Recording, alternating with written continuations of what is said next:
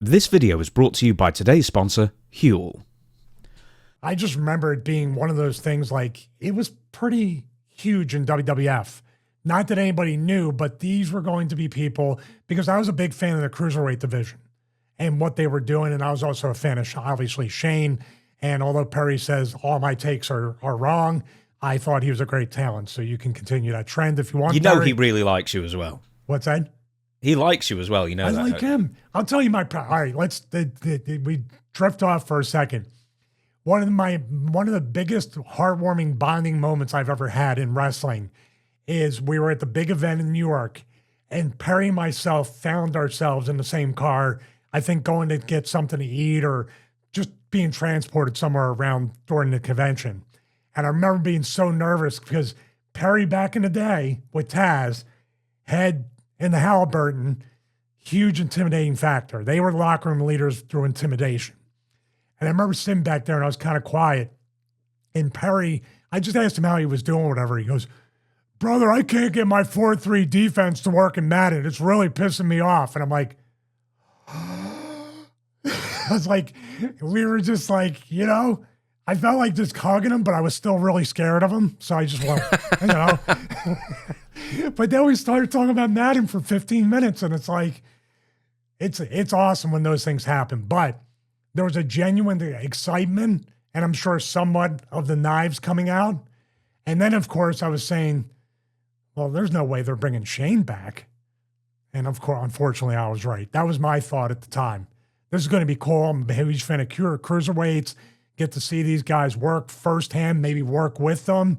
And then at the same time, I was like, man, it sucks they're not going to bring Shane in. Because you had to know from all those ECW promos they were going to do it. Such a shame as well. I would have loved Shane. I think they really lowballed him as well. Right, well, Stevie, before we get too much further into the Radicalz jump to the WWF, we need to take a quick minute to talk about my breakfast. Now, life is hectic. Making food for myself would normally be a nightmare with one arm because I've got a clingy baby in the other, but not with Huel. It takes 60 seconds to make, simply 2 scoops and some water, but in my case, some skim milk and a bit of crushed ice as well. Now, Huel Black Edition chocolate flavour, like all flavours, is just 400 calories for a full serving. Now, it has all the carbs, protein, essential fats, fibres, vitamins, minerals, not only for a balanced diet, but also to help boost your energy and your immune system as well. I've had 2 hours sleep, so I need all the energy I can get. For you loyal followers of our show, you will know that we only take sponsors on that Stevie and I, myself, are personally fans of, and we are both big fans of Huel, which is why we are pleased to be able to bring you 15% off your next Huel order, courtesy of our unique link, www.huel.com/Stevie15. Now, the link is in the description and the pinned comment, as well as the QR code on screen, which is there, I think. Huel Black Edition powders work out at $2.65 per complete meal, and it's great for you, and it takes just 60 seconds to make. Please click our exclusive link to get 15% off your next meal, courtesy of Huel's Black Edition range. Now, back to you, Stevie. What say you about the Radicalz? Oh, so they really offered him something to make sure he didn't come in anyway. So he was. I think at one point, yeah. Dude, how do you lowball a guy you paid $1,400 in 7 months? How do you manage to do it again and think he's going to fall for it? Well, I think low ball at that point was 125, and WCW would have been paying him, I don't know. Do you know, I never asked him what WCW paid him, but they probably paid him $250 at least. Minimum. Now, I know that Raven was in the 3s, so maybe Shane was around that point too. I would say this also, if you're bringing in people that were all in the same group, and those guys, and Shane was essentially the mouthpiece a lot of times, from what I can remember. Yeah, that was the revolution in the WCW, revolution before the Radicalz in WWE or WWF. If you're going to pay him the least amount out of the whole group, that's an ultimate slap in the face, because they're all talking about this is what we're getting, and I think they're all going in as a unit, maybe to get a uniform amount of money. Weren't they trying to negotiate as the group? Yeah, I think it was a package deal. Because I think at the time WWF only wanted Chris Benoit. They didn't want Eddie? I don't think they were that keen on Eddie. I think so. They probably looked at Dean and said too small. I don't know about Eddie, but I guess, I don't know if it was a size thing or maybe they just had, I mean, they had a lot of talent in early WWF 2000, because this was around the time that, like Too Cool were going nuts popularity-wise. Kane had another resurgence as well. DX, I think, was just about had just reformed a couple of months ago. I mean, just like the talent level, the Dudleys had just got in. Edge and Christian were now a big factor. The Hardy Boys had just become stars pretty much at that point as well. Like, I think, like the APA. The APA, instead of just being like acolytes of the Undertaker, they were starting doing the barroom skits, behind the scenes with the door and everything. Everything was clicking. Then you get this influx of talent as well. But I think originally they only wanted Benoit. But then, if they stuck together, they were they had more leverage. My question was it because of what we just talked about a little bit ago with the car crash and all the other things and some of the art issues? Was that something that maybe they at first were kind of speculating? And thank God I've got something hired for you. them. That's all I care about, No, I've got something for you. Eddie said toward the end of his career in WCW, he said that the WWF wasn't even a thought in his head. I think he just assumed he would never have been hired. That's amazing. Going from that thought to becoming pretty much they're chanting your name at WrestleMania 39 and beyond, and even now on Raw, they're doing what a turnaround. That's an inspirational story. And that's kind of what Eddie was. Eddie was he was very confident, but he was never arrogant. He was also very humble at the same time. And he also, all wrestlers doubt themselves. All wrestlers have insecurity. All wrestlers have self-esteem issues. Eddie didn't tell you they don't. They've never been in wrestling. So let's go back to, by the way, Shane would have been great if they didn't even know what they had. And then unfortunately, I feel like this is the same thing as the Montreal Screwjob and how it could have went if Vince listened to the Yes Men. Like if Vince really wanted to do business, Shane would have been just a great heel to bring in as ECW franchise.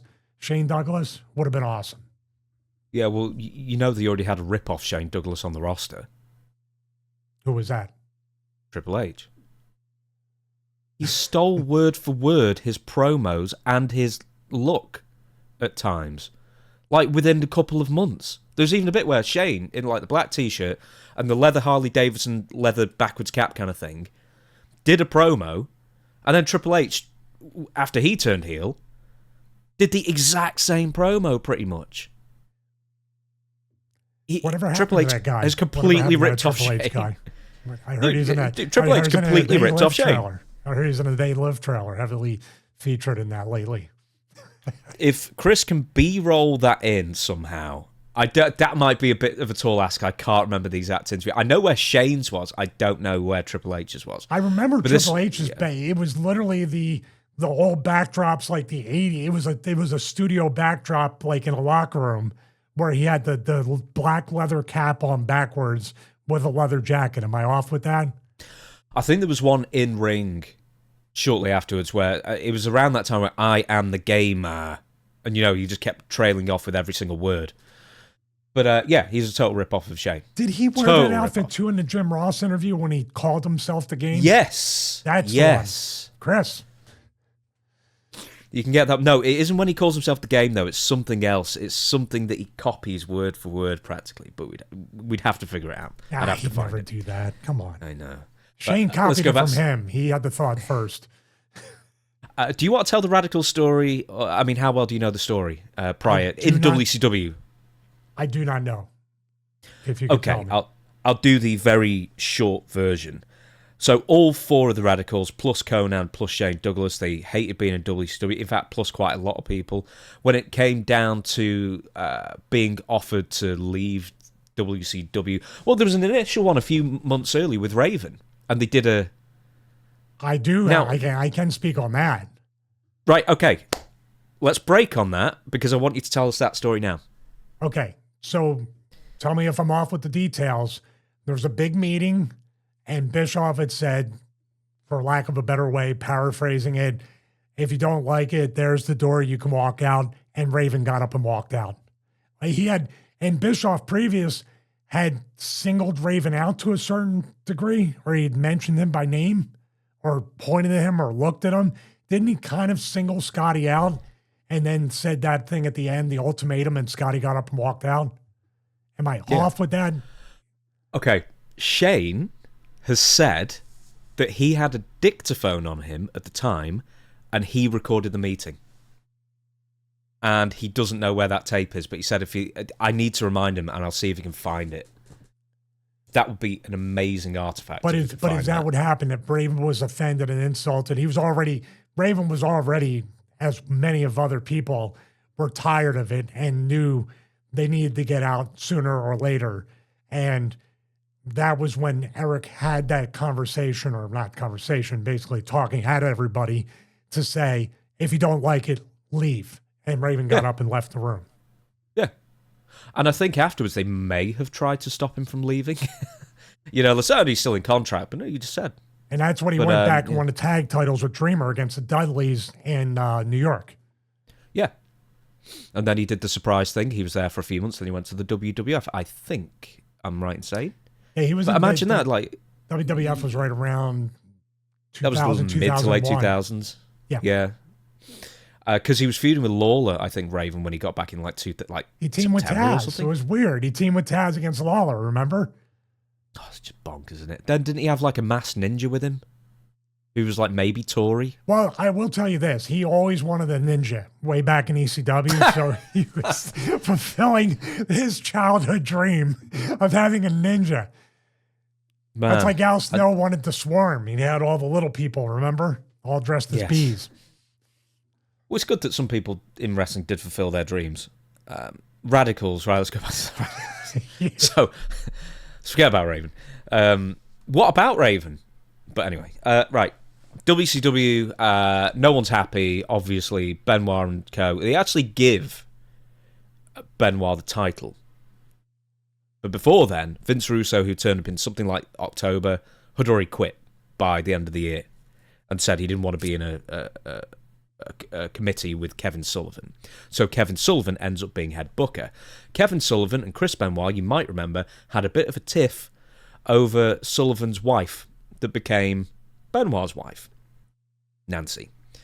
And there was a bit of a problem between those two. Now, Kevin said that he was, he could be objective and he was still willing to put the title on Chris Benoit and stuff. Benoit didn't trust Kevin, as you might imagine. Eddie was best friends with Benoit, so if Benoit had a problem with someone, then Eddie had a problem with somebody. They all went and tried to quit. I don't know if it was to Bill Bush, I think it might have been. And he said, well, we'll let you out of your contracts, but you have to have 6-month no-compete clauses. And around that time, Mike Graham, if you remember Mike Graham, the son of Eddie Graham, told Benoit or Eddie, or I don't know if it was Dean, I think it was Dean and Perry and maybe even Benoit as well, that he would slit all their throats for daring to try and ruin WCW and leave WCW or whatever it was. Anyway, they had that in their back pocket. They went to human resources and just say, look, this guy's threatening our lives. We could bring a heck of a lawsuit towards you. And at that point, they got their releases with no 6-month no-compete clauses. The problem with Shane was, because he was more than willing to go as well, Dean and the rest of them, but especially Dean lied to Shane's face, basically, saying whatever he said to him, and they froze Shane out of the deal. So it was just those four, not Shane. Conan felt that he wouldn't get a fair shake because of the Max Moon issue, because he ditched WWF in 92 after they, pumped in a load of money to the Max Moon costume, and he was unhappy. He didn't think he'd be treated fairly. And Shane was willing to risk it just to get out of WCW, even though he'd only been there 6 months. And in the end, Shane got Wow, it felt a lot longer than that. To him, probably, too. Longer than 6 months. He was there in the early 90s, with Ricky Steamboat as a tag partner and stuff, but no, he only jumped there around like May, June time. So what do you think? See, I hate that part about the business. And really, we're all independent contractors. So I understand everybody trying to stand together, especially to get released. That's one thing in its own. But everybody trying to negotiate as a group with that, you're always going to have somebody left out. And I wouldn't doubt it if the WWE still, even in 2025, has somewhat of a you-know-what for Shane and people like Shane. I'm sure there's some pettiness involved with that. even post Vince and now the Triple H era. But to do that to Shane, or for Shane to think that it wouldn't be done to him from them saying, yeah, you guys can come in, but we don't want that guy. So maybe there was an ultimatum on WWF's side. And what are you going to do then? In all fairness, 4 of us can go and we're all going to say no for one guy. It's a hard spot to be in for everybody. So you remember, obviously, the 4 jumping over. Did you honestly think that they'd get a fair shot, or were you already sensing, and let's call it what it is, the Triple H reign taking over?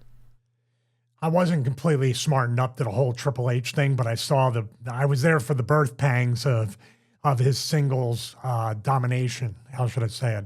But no, I just thought that the business was still in that not getting past itself to push characters and talent, and was always relegated to this.